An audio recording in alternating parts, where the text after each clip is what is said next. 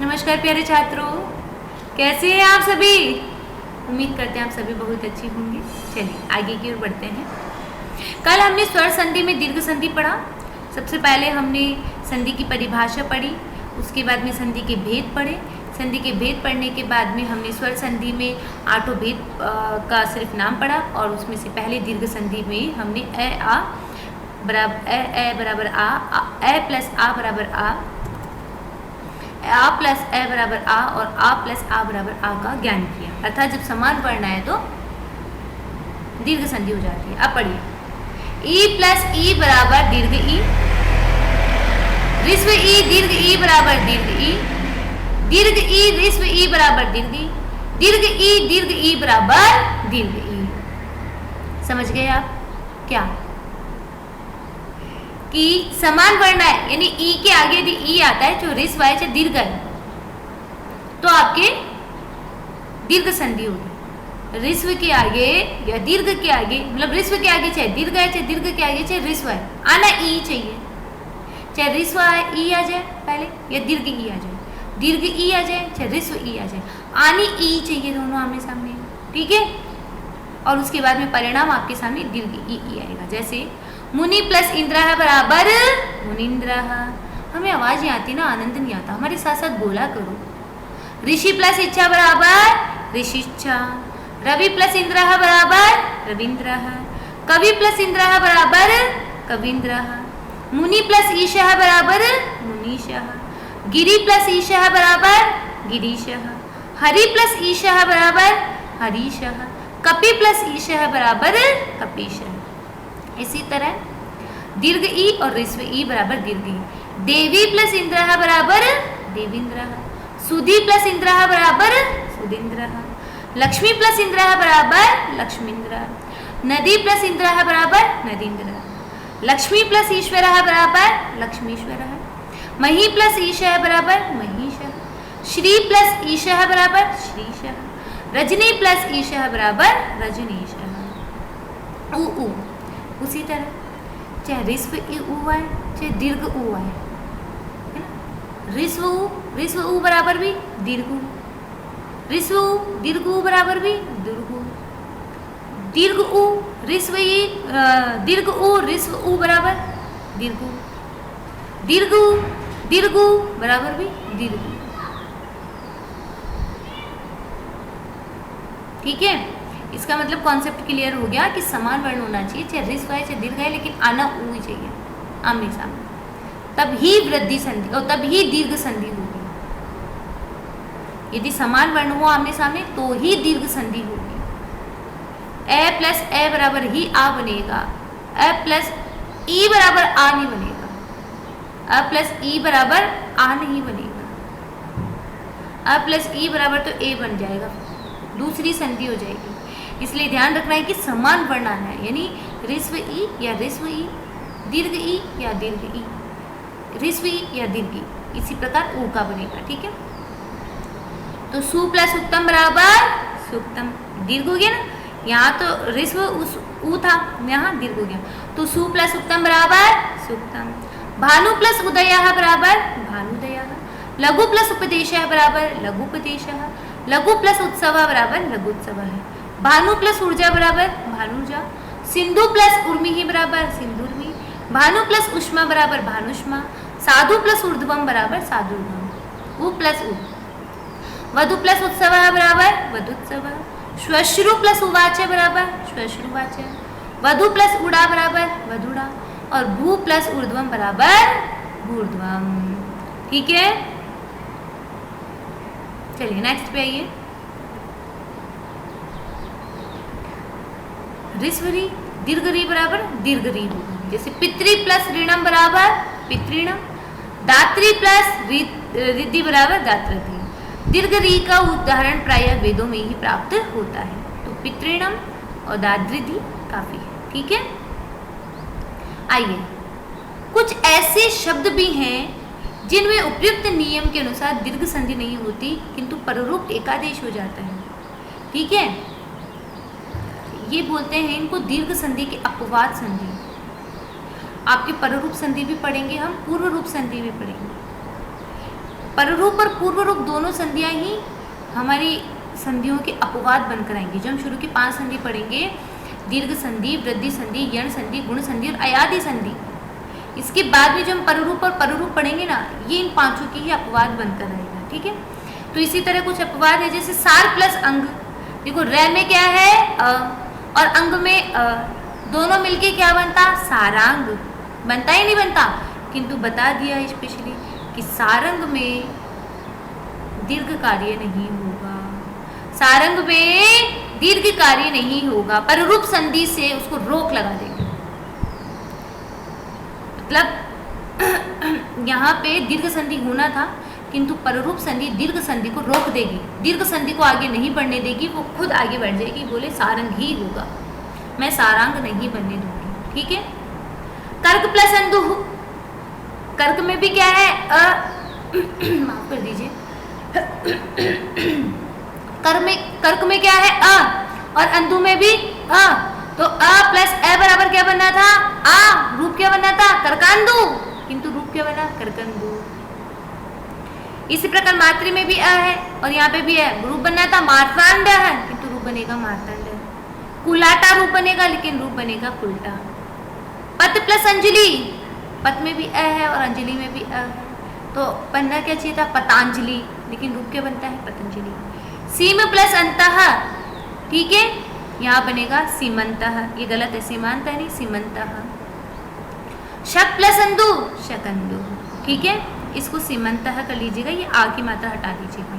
तो ये जो सारंग है, करकंदु है, मार्तंड है, कुलटा है, पतंजलि है, सीमांत है, शकंदु है, ये जो 7 शब्द है वो याद कर लेना, याद ही कर लेना आप इनको। इन 7 शब्दों में कभी भी दीर्घ कार्य नहीं होगा। दीर्घ कार्य हो रहा है किंतु इस पर रोक लगी हुई, इन 7 शब्दों में दीर्घ कार्य नहीं होगा, पर रूप संधि हो जाती है। क्या कहा हमने, सारंग है, करकंदु है, मार्तंड है, कुलटा है, पतंजलि है, सीमांत है, शकंदु है, इन शब्दों के योग में दीर्घ कार्य नहीं होगा, अपितु पररूप संधि हो जाती है। तो ये 7 शब्द याद कर लेने हैं। यहाँ पे भूल कर भी आपको वृद्धि दीर्घ कार्य नहीं करना है, दीर्घ कार्य किया तो आपका गलत हो जाएगा, क्योंकि रूप अगर आपके पास बोल दिया सार प्लस अंग बराबर सारांग बनेगा, सारंग बनेगा, तो हमें तो दीर्घ संधि याद है, हम तो दीर्घ कार्य कर देंगे, गलत हो जाएगा। तो हमें याद रखना है ये जो 7 शब्द है, सारंग है, करकंदु है, मार्तंड है, कुलटा है, पतंजलि है, सीमंत है और शकंदु है, इन 7 शब्दों के योग में हमें दीर्घ कार्य नहीं करना है। आइए नेक्स्ट पढ़ेंगे हम गुण संधि। ए या आ के बाद ई, दीर्घ ई, ऋस्व दीर्घ उ, री, री हो तो इनका क्रमशः ए, ओ, अर अथवा अल गुण आदेश हो जाता है। यानी इस ए या आ के बाद में सिर्फ ई और ई, ऋस्व और दीर्घ ई आती है। ए या आ के बाद में ऋस्व ई या दीर्घ ई आती है, तो हमारे पास रूप निकल कर आता है ए। आ या आ के बाद में उ या उ आता है, अर्थात ऋस्व ई या दीर्घ ऋस्व उ या दीर्घ उ आता है, तो रूप हमारे सामने आता है उ। ए या आ के बाद में यदि ऋस्व री या दीर्घ री आता है, तो हमारे पास रिजल्ट आता है अर। यदि ए या आ के बाद में ऋस्व री या ऋस्व री, क्योंकि दीर्घ ई री होता ही नहीं है, तो हमारे पास रिजल्ट आएगा अल। ए या आ के बाद में ई या ई हो तो ए, उ या उ हो तो ओ, री हो तो अर और री हो तो अल। क्या बोला हमने, सुनाई में नहीं दिया, थोड़ा तेज बोलो। क्या बोला हमने, ए या आ के बाद में ई या ई आएगा तो ए, उ या उ आएगा तो ओ, री आएगा तो अल और री आएगा तो अल गुणादेश हो जाता है। क्लियर? चलिए एग्जाम्पल की ओर। कोई कंफ्यूजन हो तो बोलो, नहीं है चले आगे, पक्का चलो।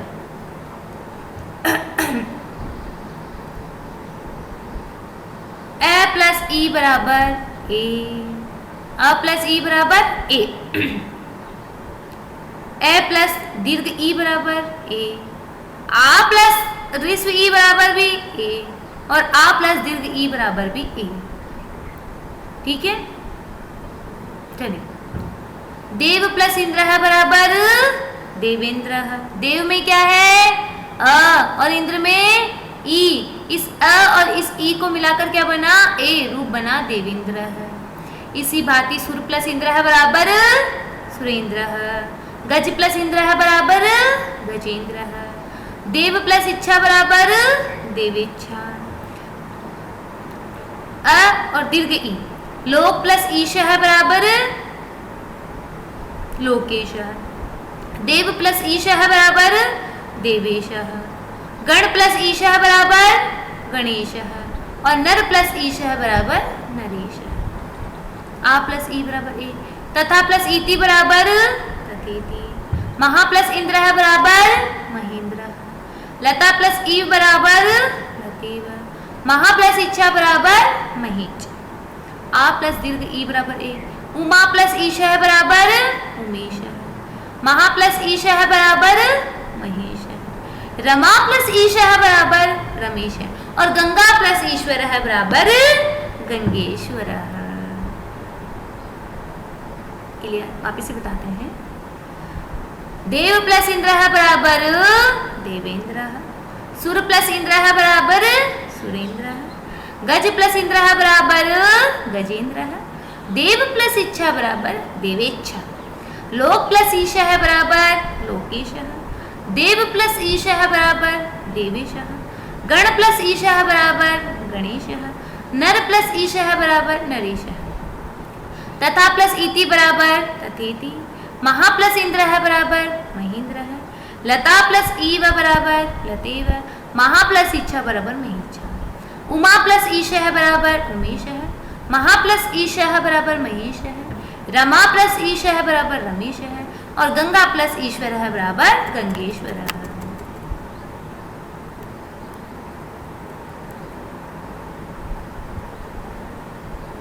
अ प्लस ए कर लिया, व प्लस ई कर लिया। अब हम आ रहे हैं अ प्लस उ। ठीक है, कौन सी संधि पढ़ रहे हैं हम? गुण कार्य। ठीक है, अ प्लस ई बराबर ए हम कर चुके हैं। अब अ प्लस उ बराबर ओ करना है। तो सूर्य, सूर्य में क्या है? अ। और उ में उ। उ में सूर्य में क्या था? अ। और उ में उ। उदय में उ, सॉरी, तो सूर्योदय है। अ प्लस उ बराबर उ। चंद्र में अ। उदय में उ। अ प्लस उ बराबर उ। अब इधर आ जाइए, ये दीर्घ उ है। ऋस्व ई, रस्व अ है, यहाँ पे जल में अ है और बाद में दीर्घ उ, लेकिन रूप क्या बनेगा? उ, वही रूप बनेगा। ये नहीं है कि यहाँ पे दीर्घ उ है तो हम भी दीर्घ औ कर देंगे, मतलब औ नहीं बनेगा ना, ओ ही बनेगा। यहाँ जाओ, आ प्लस उ, गंगा है, ऋस्व उ है। अब आ का मतलब ये नहीं है इसको आप औ कर देंगे। यहाँ पे अभी आपको दीर्घ दिख रहा है तो आप इसको भी बड़ा कर देंगे, और मतलब बड़ा बना देंगे, औ कर देंगे ओ के स्थान पे। जैसे ए ऐ ओ औ, ये चारों बड़े ही होते हैं, ये छोटे नहीं होते हैं ना। तो आ प्लस उ बराबर आप औ नहीं कर सकते ना, ओ ही करेंगे। आ प्लस दीर्घ उ बराबर भी ओ ही बनेगा। क्लियर हो गया? चलिए उदाहरण पढ़िए। सूर्य प्लस उदय बराबर सूर्योदय। चंद्र प्लस उदय बराबर चंद्रोदय। पुरुष प्लस उत्तम बराबर पुरुषोत्तम। मंत्र प्लस उच्चारण बराबर मंत्रोच्चारण। जल प्लस उर्मी ही बराबर जलोर्मी। सागर प्लस उर्मी ही बराबर सागोर्मी। नव प्लस ऊढ़ा बराबर नवोढ़ा। नव प्लस ऊढ़ा बराबर नवोढ़ा। गंगा प्लस उदकम बराबर गंगोदकम। महा प्लस उदधि ही बराबर महोदधि। विद्या प्लस उपदेश है बराबर विद्योपदेश है। भार्य प्लस उटज है बराबर भार्य उटज है। गंगा प्लस उर्मी ही बराबर गंगोर्मी। महा प्लस ऊर्जा बराबर महोर्जा। राजा प्लस ऊर्ध्वम बराबर राजोर्ध्वम। अ प्लस री बराबर अर। ठीक है, हमने ई के स्थान पे तो क्या आदेश किया? ए। ठीक है, ई के स्थान पे हमने ए आदेश किया। उ के स्थान पे हमने ओ आदेश कर दिया। अब री के स्थान पे अर और री के स्थान पे अर आदेश करेंगे। नहीं समझे हमारी बात? समझ गए, शाबाश, बड़े अच्छे बच्चे हो। तो क्या बोला? ई के स्थान पे क्या चेंज किया? ए। उ और दीर्घ उ के स्थान पे ओ, अब री के स्थान पे क्या चेंज करेंगे? अर, और उसके बाद में री के स्थान पे अल। चलिए आइए, देव प्लस ऋषि, देव में क्या है? अ, और ऋषि में री, अ और री मिला के क्या बना? अर। अ प्लस री बराबर क्या बना? अर। तो रूप बना आपके पास देवर्षि ही। सप्त प्लस ऋषि ही बराबर सप्तर्षि ही। मेरे कान थोड़े ऊंचे हैं, जोर से बोलो। सप्त प्लस ऋषि बराबर सप्तर्षि ही। ब्रह्म प्लस ऋषि ही बराबर ब्रह्मर्षि ही। राज प्लस ऋषि ही बराबर राजर्षि ही। आ प्लस री बराबर है। वर्षा प्लस ऋतु बराबर वर्ष ऋतु। यहाँ पे तो अ था, देव सप्त ब्रह्म राज और ऋषि था, लेकिन यहाँ आपके पास आया है आ, वर्षा महा। तो वर्षा प्लस ऋतु बराबर वर्ष ऋतु हो, और महा प्लस ऋषि बराबर महर्षि। चले आगे, पक्का या रुको? चले, चलो आ जाओ। ए या आ प्लस री बराबर अल बनेगा। जैसे तव प्लस रेकार है बराबर तवल लकार है, और माता प्लस रेकार है बराबर मातल लकार है। ठीक है, ये जो री था इसके स्थान पे हमने ये आ निकाला माता में से, और इधर से री निकाला और रूप बनाया अल। तो माता में से आ गायब हो गया, और इधर से री में से री गायब हो गया, तो हमने इसको अल बनाया। तो माता में से अ गायब हुआ ना, तो मात में मिलाया अ और ल, आधा ल, और बना मातल लकार है। ठीक है, वृद्धि दीर्घ संधि और गुण संधि आपको क्लियर हो गई। दीर्घ संधि में हमने कहा कि जब समान स्वर हो तो दीर्घ आदेश हो जाता है, और गुण संधि में हमने कहा यदि अ या आ के बाद में ई या ई आता है, या उ ई और ई आता है तो ए, उ और उ आता है तो औ, री और री आता है तो अर, और री आता है तो अल आदेश हो जाता है। आ गया ना समझ में? बोलो ना हाँ। और हाँ को संस्कृत में क्या बोलते हैं? आम। चलो वृद्धि संधि पे आते हैं, जल्दी से आ जाओ। वृद्धि संधि, यदि अ या आ के बाद ए या आई हो तो दोनों के स्थान पे आई हो जाता है, तथा उ या आ तथा अ या आ के बाद ओ या औ हो तो, क्षम्यता माफ कीजिएगा, यदि अ या आ के बाद ए हो या आई हो तो दोनों के स्थान पे आई आदेश हो जाता है। सही बोला हमने तो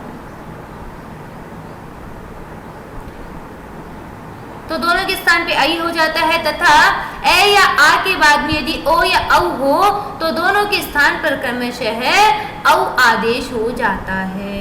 ये लाइन जो है ना, उ या आ के बाद ओ या औ हो तो क्रमशः इनका स्थान, ये लाइन थोड़ी सी गड़बड़ है। ठीक है, तो आप ऊपर वाली लाइन की तरह ही पढ़े। यदि ए या आ के बाद ए या आई हो तो दोनों के स्थान पे आई आदेश हो जाता है, तथा फिर वापस आ जाइएगा। ये लाइन अब आप, ये जो लाइन है ना ऊ, इसको काट के लिखिएगा। तथा ए या आ के बाद ओ या औ हो तो दोनों के स्थान पे औ आदेश हो जाता है, औ वृद्धि एक आदेश हो जाता है। ठीक है, क्या पढ़ेंगे? यदि ए या आ के बाद ए या आई हो तो दोनों के स्थान पे आई आदेश हो जाता है, तथा ए या आ के बाद ओ या औ हो तो दोनों के स्थान पर औ आदेश हो जाता है। इस प्रकार इनका क्रमशः आई और औ वृद्धि एक आदेश हो जाता है। देखिए, एक बार हम पहले दोनों एक साथ समझाएंगे, फिर बढ़ेंगे आगे। देखिए, अ प्लस ए बराबर आई, अ प्लस ए बराबर आई, और अ प्लस आई बराबर भी आई। इसको बोलते हैं वृद्धि संधि। दीर्घ संधि तो बड़ा कर देना, वृद्धि यानी बढ़ाई देना। तो अ प्लस ए बराबर आई, और अ प्लस आई बराबर भी आई। आ प्लस ए बराबर आई, आ प्लस आई बराबर भी आई। यानी ए या आ के बाद में ए या आई आए तो दोनों के स्थान पर आई वृद्धि एक आदेश हो जाता है। उसी प्रकार ए प्लस औ बराबर औ, अ प्लस औ बराबर औ, आ प्लस ओ बराबर औ, आ प्लस औ बराबर भी औ।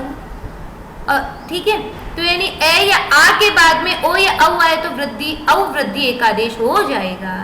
आ प्लस री बराबर अर, और आ प्लस री बराबर आर।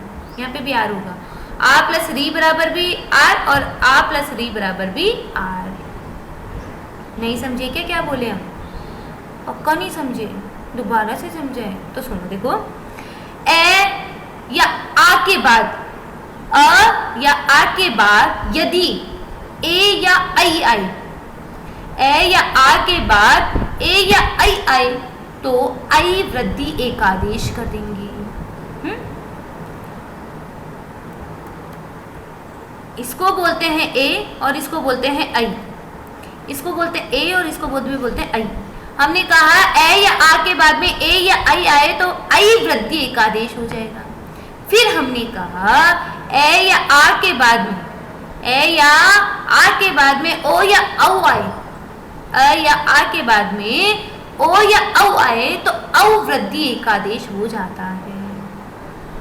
यानी वृद्धि एकादेश जब होगा ना, वृद्धि कार्य होगा, तब पूर्ण रूप बन जाने पर, ये रूप बन जाने पर, जैसे बताए तथा प्लस ए, ये रूप बन जाने पर आई और औ आएगा, आई और औ आएगा। आई और औ को ही वृद्धि कार्य बोलते हैं, आई और औ। और अ प्लस री बराबर आर तथा अ प्लस री बराबर आल बन जाता है। अब आर और आल में ध्यान रखें, हमने यहाँ कहा आपको कि इसको सही कर लीजिएगा। अ प्लस री बराबर अर बना है और यहाँ पे अ प्लस री बराबर आर बना है। इसको हमने सही क्यों करवाया, बोलो जरा। अगर हम इसको सही नहीं करवाते तो कौन सी संधि होती है? गुण संधि। गुण संधि में पढ़ा हमने कि अ प्लस ई बराबर ए, अ प्लस उ बराबर ओ, अ प्लस री बराबर अर, अर आदेश होता है। तो अगर अर हमने कर दिया तो हमने तो संधि चेंज कर दी। यहाँ पे तो कौन सी संधि हो गई? गुण संधि हो गई। जबकि हम संधि कौन सी पढ़ रहे हैं? वृद्धि संधि पढ़ रहे हैं। समझ रहे हैं आप हम क्या कहना चाह रहे हैं? तो अ प्लस री बराबर आर बनेगा। आर कौन सी संधि में होगा? गुण संधि में होगा। तो थोड़ा सा ऐसे दिमाग में रखना है। वैसे तो हम याद करवा देंगे आपको, कोई दिक्कत नहीं है। पढ़ाने के साथ में, समझाने के साथ में हम याद भी करवाएंगे। लेकिन जहाँ पे होता है ना थोड़ा सा, हमने जैसे भी देख लो ना, हमारे सामने आ गया, इसको अर कर दिया, अर करते ही तो साहब ये तो गुण संधि हो गई। हम पढ़ कौन सी संधि रहे हैं? वृद्धि संधि। तो वृद्धि संधि में बनता है आर और आल, गुण संधि में बनता है अर और अल। गुण संधि में अर और अल होती यही है। अ प्लस री होता है, आ प्लस री होता है। ये जो दो है ना प्लस वाले, ये तो सेम होते हैं, लेकिन गुण कार्य करने पे अर और वृद्धि कार्य करने पर आर बन जाता है। ठीक है। अ प्लस ए या आ के बाद में यदि ए या आई आता है तो आई आदेश। ए या आ के बाद में ओ या औ आता है तो औ आदेश। ए के बाद में री आता है तो आर आदेश, और अ के बाद में री आता है तो आल आदेश। ठीक है, उदाहरण पढ़ें, आई वो बहुत अच्छे से समझ में आया होगा। चलिए,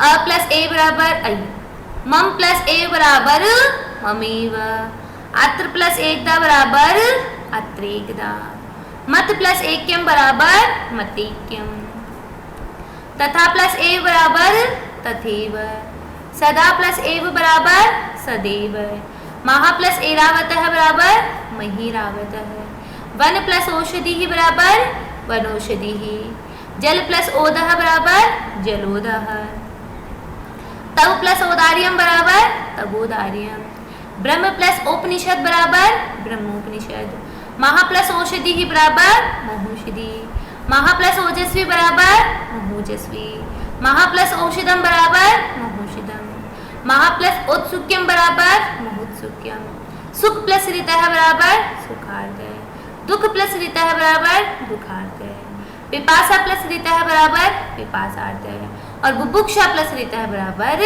बुभुक्षार्थ। ठीक है, आइए नेक्स्ट, यण संधि। यण संधि यदि ऋस्व या दीर्घ ई उ री के बाद कोई भी असमान स्वर आ जाए तो ई को य में चेंज करेंगे, उ को व में चेंज करेंगे, री को र में और री को ल में चेंज करेंगे। गुणकारी में अ प्लस री बराबर अर बनाया था, वृद्धि कार्य में अ प्लस री बराबर आर बनाया था, यण संधि में री को केवल र बनाएंगे और री को केवल ल बनाएंगे। यदि रिस्व या दीर्घ ई उ री के बाद कोई भी असमान स्वर आ जाए तो ई को य और उ को व तथा री को र तथा री को ल आदेश हो जाता है। हम पहले एग्जाम्पल एक साथ समझाएंगे, फिर बाद में पढ़ेंगे। सॉरी,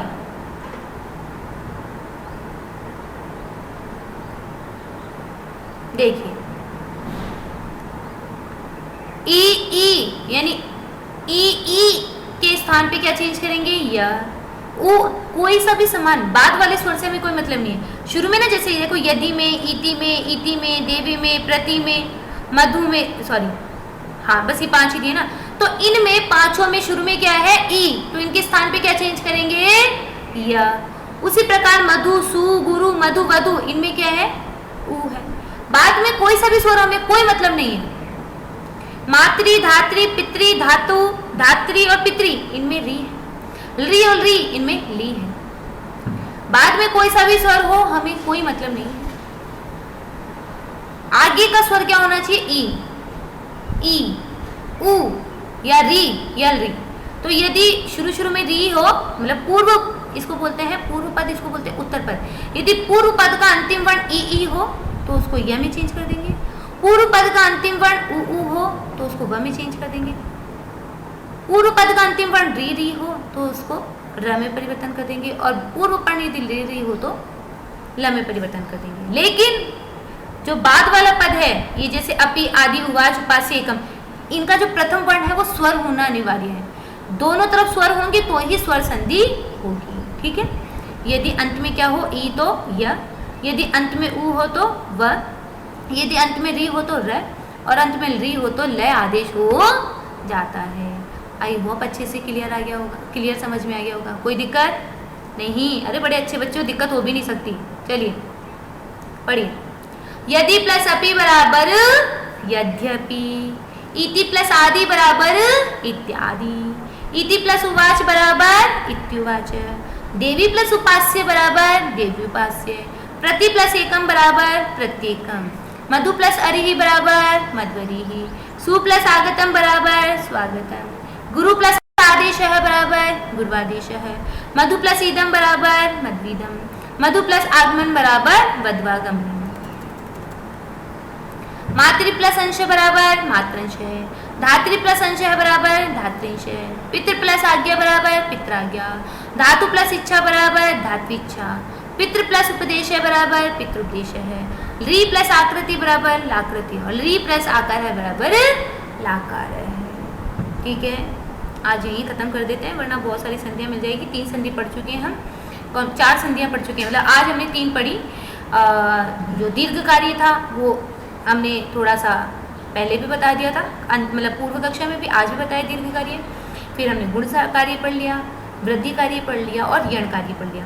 अब अग्रिम कक्षा में हम अयादि पढ़ेंगे, पररूप पढ़ेंगे, पूर्व रूप पढ़ेंगे, प्रकृति भाव पढ़ेंगे। बाकी के जो रूप है वो प्रकृति भाव, उसके बाद में व्यंजन संधि को छेड़ेंगे। ठीक है, 4 हम पढ़ चुके हैं, बाकी 4 हम अग्रिम कक्षा में समाप्त करके व्यंजन संधि की ओर आगे बढ़ेंगे। आज की कक्षा यही समाप्त करते हैं। धन्यवाद।